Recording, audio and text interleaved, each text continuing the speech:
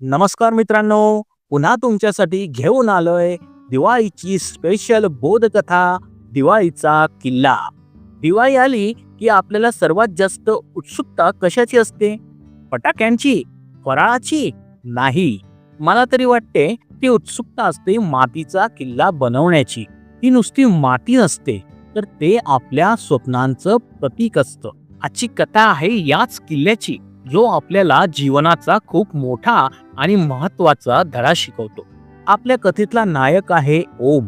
ओमच्या डोक्यात एक विचार होता, भव्यता.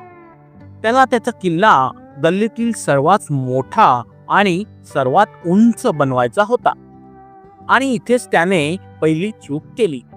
त्याने ठरवलं, हा किल्ला मी एकटाच बनवणार. त्यांनी मित्रांकडून मदत घेतली नाही. तो रात्रंदिवस वेळ्यासारखा एकटाच काम करत राहिला. त्याने मातीचा ढिगारा रचला आणि त्यावर घाईघाईने उंच तटबंदी उभी केली. पण मित्रांनो, जगातली कोणतीच गोष्ट घाईघाईने पूर्ण होत नाही. दुसऱ्याच दिवशी सकाळी दिवाळी पहाटेच्या थंडीत तो भव्य किल्ला कोसळला. कारण साधे होते, पाया मजबूत नव्हता. उंच शिखर होती, पण पायाला आधार नव्हता. ओम निराश झाला. तो त्या तुटलेल्या ढिगाऱ्यावर बसून रडत होता. त्याला वाटलं, माझी मेहनत कमी पडली का? मी कमी पडलो का? तेव्हा तिथे त्याचे आजोबा आले. त्यांनी तुटलेल्या किल्ल्याकडे पाहिले आणि एक शब्दही न बोलता त्याच्या बाजूला बसले. ओमने रडत रडत आजोबांना विचारलं, आजोबा, मी इतकी मेहनत केली, तरी का कोसळला हा किल्ला? आजोबांनी त्याला जवळ घेतलं आणि म्हणाले, मेहनत कमी पडली नाही बाळा, पण तू महाराजांनी शिकवलेला महत्वाचा विचार विसरलास. महाराजांनी गड किल्ले कशासाठी जिंकले? फक्त मोठेपण दाखवायला? त्यांनी एका साध्या मावळ्यालाही शिलेदाराचा मान दिला, कारण त्यांना माहित होतं, शिखर एकट्याने गाठता येत नाहीत. ओम अजूनही आपल्याच दुःखात होता. तेव्हा आजोबांनी त्याला एका दुसऱ्या गोष्टीकडे लक्ष द्यायला लावले. गल्लीतील एक छोटा मुलगा होता, समीर. समीरचा किल्ला अगदी साधा, लहान होता, पण तो मजबूत होता. आजोबा म्हणाले, बाळा, तू तुझा किल्ला मोठा बनवलास, पण समीरने त्याचा किल्ला महान बनवला. ओमने विचारलं, कसं?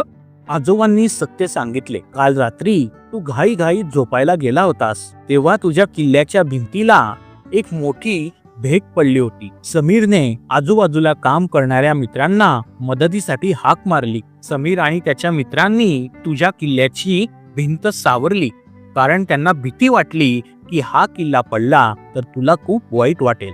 ओमच्या डोळ्यातून पाणी आलं, पण यावेळी ते दुःखाचं नव्हतं. त्याला कळलं की त्याचे मित्र बाजूला असूनही त्याने कधीही त्यांची मदत मागितली नाही किंवा त्यांच्याकडे लक्ष दिले नाही. आजोबांनी हसून अंतिम धडा सांगितला. ओम, शिवाजी महाराजांनी फक्त उंच गड किल्ले जिंकले नाहीत, त्यांनी माणसं जिंकली. त्यांनी मावळ्यांना फक्त लढायला शिकवलं नाही, तर एकमेकांना आधार द्यायला शिकवलं. तुझा किल्ला तुटला कारण त्यात केवळ तुझी भव्यता होती, पण समीरचा किल्ला टिकला कारण त्याच्या पायात मैत्री, विश्वास आणि टीमवर्क होतं. महाराजांचे महान विचार हेच आहेत, सामुदायिक निष्ठा आणि रयतेवरचं प्रेम. मित्रांनो, हाच आहे आपल्या जीवनाचा खरा पाया. आयुष्यात उंच शिखर गाठताना हे लक्षात ठेवा, तुमचा खरा यशाचा किल्ला तेव्हाच मजबूत होतो जेव्हा तुमच्या बाजूचे लोक तुमच्यावर विश्वास ठेवतात आणि तुमच्यासाठी उभे राहतात. केवळ देखावा नाही, तर महान विचारांचा पाया मजबूत ठेवा.